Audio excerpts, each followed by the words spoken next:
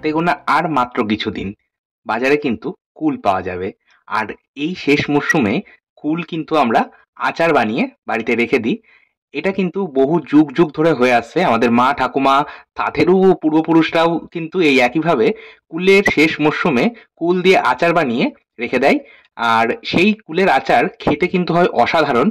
রুটি পরোটা কিংবা খাওয়ার শেষ পাতে আচার খেতে যেমন ভালো লাগে, তেমন মুখে যদি রুচি না থাকে তখন আচার খেলেও কিন্তু মুখের রুচি ফিরে আসে। আচার বানানো ভীষণ সহজ। আর আমি কিন্তু একদম আমার ঠাকুমা বা দিদিমা যেভাবে বানাতো এই কুলের আচার, আমি সেই পদ্ধতিতেই বানাবো। একদম ট্র্যাডিশনাল পদ্ধতিতে বানাবো। কিভাবে এই কুলের আচার বানাচ্ছি আসুন দেখে নেওয়া যাক আজকের ভিডিওটাতে। কুলের আচার বানানোর জন্য আমি আজকে ব্যবহার করব 600 গ্রাম পরিমাণে টোপা কুল। আর এই টোপা কুল কিন্তু একদম ছোট ছোট হয়, দেশি কুল এগুলো। নারকেল কুল ব্যবহার করবেন না। এই টোপা কুল আমি শুকনোই বাজার থেকে কিনেছি। আপনারা যদি একদম ফ্রেশ কুল কেনেন সেক্ষেত্রে কিন্তু সেটা রোদ্রে দিয়ে শুকিয়ে নিতে হবে। মোটামুটি 4 থেকে 5 দিন টান রোদ্রে শুকিয়ে নিতে হবে। তাই আমি এরকম শুকনো কুল বাজারে বর্তমানে বিক্রি হয় সেই শুকনো কুল কিনেছি। আর কুল ভালো করে আমাদের বাজার থেকে যেহেতু নিয়ে আসা তাই ধুয়ে নিতে হবে।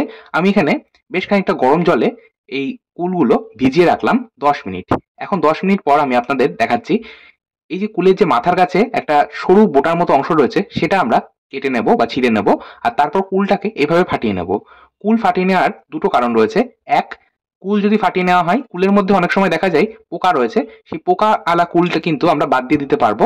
আর এছাড়াও কুল যদি ফাটিয়ে নেওয়া হয় তারপর আচার বানানো হয় তাহলে মশলা খুব ভালো মতো কুলের মধ্যে ঢুকবে আর খেতে কিন্তু আরো সুস্বাদু লাগবে।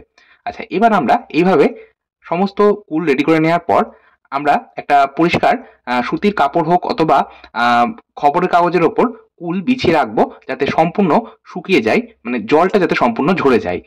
আপনারা কিন্তু এই পর্যায়ে রোদে রাখবেন না। জল শুকানোর জন্য পাখার হাওয়ায় আপনারা কুলগুলো বিছিয়ে রাখবেন। পরিষ্কার শুকনো সুতির কাপড়ের ওপর অথবা খবরের কাগজের ওপর যদি কুল বিছিয়ে রাখা হয় মোটামুটি 20 থেকে 25 মিনিট সময় লাগবে কুলের জলটা সম্পূর্ণ ঝরে যেতে বা শুকিয়ে যেতে। সেই ফাঁকে আমি একটা গ্রাইন্ডিং জারের মধ্যে 1 ইঞ্চি পরিমাণে একটা কাঁচা হলুদের টুকরো আমি খুব অল্প পরিমাণ, এই ধরুন 2 থেকে 3 চামচ জল দিয়ে বেটে নিলাম। সেই বেটে নেওয়া হলুদ বাটাটাই আমি এখন এই শুকিয়ে রাখা বা জল ঝরিয়ে নেওয়া কুলের মধ্যে মাখিয়ে নিলাম। অবশ্যই আপনারা হলুদের ব্যবহার করবেন। হলুদ যদি আপনারা বেটে ব্যবহার করতে না চান সেক্ষেত্রে হলুদ গুঁড়ো ব্যবহার করতে পারেন। আর হলুদ অবশ্যই ব্যবহার করবেন, হলুদ কিন্তু প্রিজারভেটিভে কাজ করবে। অর্থাৎ হলুদ কিন্তু আমাদের আচার দীর্ঘদিন সংরক্ষণ করতে সাহায্য করবে। আচ্ছা, এইভাবে হলুদ মাখিয়ে আপনারা চাইলে টান রোদ্দুরে 2 থেকে 2.5 ঘন্টা অথবা পাখার হাওয়াতেও 2 থেকে 2.5 ঘন্টা রেখে দিতে পারেন যাতে হলুদটা সম্পূর্ণ আম কুলের সাথে অ্যাটাচ হয়ে যায় বা শুকিয়ে কুলের গায়ের সাথেই লেগে যায়। সেই ভাগে আমরা আচারের জন্য একটা স্পেশাল ভাজা মশলা তৈরি করব যেটাকে বলা হয় আচারের মশলা। এই আচারের মশলা তৈরি করার জন্য আমি আজকে ব্যবহার করছি 2টো শুকনো লঙ্কা। প্রথমে আমি কড়াইয়ের মধ্যে শুকনো লঙ্কা দিয়ে বোটা সমেত রোস্ট করে নিলাম। মোটামুটি 40 থেকে 50 সেকেন্ড নাড়াচাড়া করে ভেজে নেবেন। দেখবেন শুকনো লঙ্কার কালারটা একটু চেঞ্জ হলে তখন দিয়ে দিতে হবে বাকি মশলাগুলো। বাকি মশলার মধ্যে আমি নিয়েছি 1 চা চামচ গোটা ধনে, 1 চা চামচ গোটা জিরে, 1 চা চামচ মৌরি, এরই সাথে খুব সামান্য একটু মেথি নিয়েছি, কালো সর্ষে আর নিয়েছি জোয়ান 1/2 চা চামচ মতন। আর এরই সাথে আমি ব্যবহার করব 2টো তেজপাতা।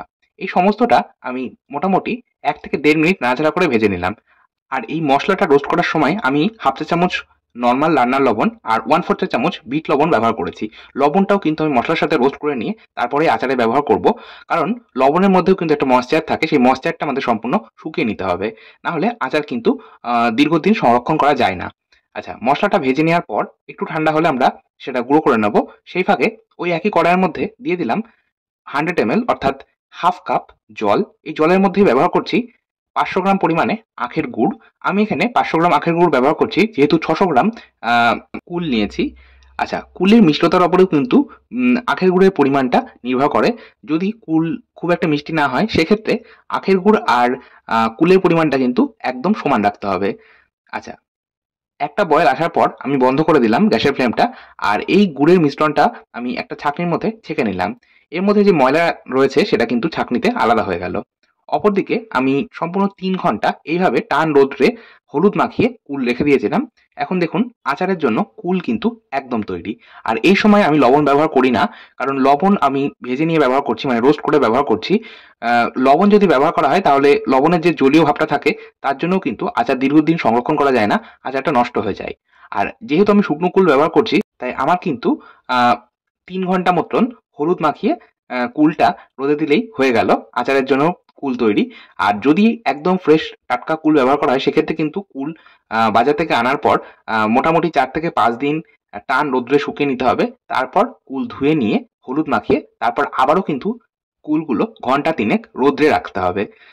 আচ্ছা, আমাদের কুল তো একদম তৈরি। এবার আমরা আচার তৈরি করব। তার জন্য কড়াইয়ের মধ্যে দিয়ে দিলাম মোটামুটি ৫ থেকে ৬ টেবিল চামচ সর্ষের তেল। আচারে কিন্তু অবশ্যই তেলের পরিমাণটা একটু বেশি ব্যবহার করবেন। তেল বেশি ব্যবহার করলে আচার কিন্তু দীর্ঘদিন সংরক্ষণ করে রাখা যায়। তেল ভালো মতো গরম হলে একটা ফাটিয়ে নেওয়া শুকনো লঙ্কা আর ১ চা চামচ পাঁচফোড়ন ব্যবহার করেছি। আচ্ছা, আপনারা কিন্তু ঝাল অবশ্যই নিজেদের স্বাদ মতো ব্যবহার করবেন। আমি যেহেতু আচারে ঝালের পরিমাণটা বেশি পছন্দ করি না, সেজন্য কিন্তু কম শুকনো লঙ্কা ব্যবহার করছি। আপনারা আপনাদের পরিমাণ মতো শুকনো লঙ্কা বাড়িয়ে বা কমিয়ে নিতে পারেন। আচ্ছা, কুল দিয়ে আমি মোটামুটি ৩ মিনিট হাই ফ্লেমে নাড়াচাড়া করে ভেজে নেওয়ার পর তারপর গুড়ের মিশ্রণটা দিয়ে দিলাম। এবার গ্যাসের ফ্লেমটাকে মিডিয়ামে রেখে আমাদের কুলটা সম্পূর্ণ সেদ্ধ হওয়া পর্যন্ত রান্না করতে হবে। সেই ফাঁকে আমরা মশলা যেটা ভেজে রেখেছিলাম সেটা কিন্তু ঠান্ডা হয়ে গেছে। একটা গ্রাইন্ডিং জারের মধ্যে দিয়ে এইভাবে আধ ভাঙা মতন করে গুঁড়ো করে নিলাম। একদম ফাইন পাউডার তৈরি করার প্রয়োজন নেই। অপরদিকে ৮ মিনিট হয়ে গেছে আমি কুলটাকে মিডিয়াম আঁচে গুড়ের মিশ্রণের মধ্যে রান্না করছিলাম। দেখুন কুল কিন্তু আমাদের মোটামুটি সেদ্ধ হয়ে গেছে। গ্যাসের ফ্লেমটাকে এই পর্যায়ে আমাদের বাড়িয়ে দিতে হবে। ৮ মিনিট পর গ্যাসের ফ্লেম বাড়িয়ে নিলাম। যেহেতু কুল আমাদের সম্পূর্ণ সেদ্ধ হয়ে গেছে তাই এবার এই মিশ্রণটা আমাদের একটু ঘন করে নিতে হবে। আর এই ঘন হওয়ার জন্য, মানে দ্রুত ঘন হওয়ার জন্য আমি গ্যাসের ফ্লেমটা এবার বাড়িয়ে নিলাম। আর ২ থেকে ৩ মিনিট এটা কুক করব। সম্পূর্ণ ১২ মিনিট আমি এটা কুক করলাম। এবার গ্যাসের ফ্লেমটা বন্ধ করে দিচ্ছি। এর থেকে বেশি আবার ঘন করবেন না, কারণ এটা ঠান্ডা হওয়ার পর কিন্তু আরও ঘন হয়ে যাবে। একটু পাতলা থাকতেই নামিয়ে দিলাম। গ্যাসের ফ্লেমটা বন্ধ করে দেওয়ার পর এবার আমি ভাজা মশলাটা ওপর থেকে ছড়িয়ে দেবো। আর এখানে কিন্তু আমি মোটামুটি ১.৫ থেকে ২ টেবিল চামচ মতন ভাজা মশলাটা ব্যবহার করছি। ভাজা মশলা অতিরিক্ত ব্যবহার করবেন না, তাহলে কিন্তু আবার আচারের স্বাদ সম্পূর্ণ নষ্ট হয়ে যাবে। যতটা আচার বানাতে চান সেই মতন মশলা ব্যবহার করতে হবে। আর এখানে আমি যে পরিমাণ মশলা বানিয়েছি তা থেকে কিন্তু আমার ১ কেজি কুলের আচার হয়ে যাবে। যাই হোক, সবশেষে আমি এর মধ্যে ১ টেবিল চামচ পাতিলেবুর রস দিলাম। পাতিলেবুর রসের পরিবর্তে আপনারা ভিনিগার দিতে পারেন। পাতিলেবুর রস কিন্তু এখানে প্রিজারভেটিভের কাজ করবে। আচ্ছা, এবার আমি এই গরম গরম আচার পরিবেশন করছি। ওপর থেকে একটু ভাজা মশলা আর অল্প একটু বিট লবণ ছড়িয়ে পরিবেশন করব। গরম গরম আচার খেতে কিন্তু দুর্দান্ত লাগে। আপনারাও বাড়িতে এইভাবে একবার বানিয়ে দেখতে পারেন। আশা করছি আপনাদের প্রত্যেকের কিন্তু ভীষণ ভালো লাগবে। এবারে আমি আপনাদের বলে দিই আচার সংরক্ষণ করার পদ্ধতি। আচার সংরক্ষণ করার জন্য আপনারা পারলে ব্যবহার করবেন এইরকম কাচের বয়াম। কাচের বয়ামে কিন্তু আচার রাখলে আচার দীর্ঘদিন সংরক্ষণ করা যায়। ২ থেকে ৩ বছর কিন্তু হামেশাই আচার সংরক্ষণ করা যায়।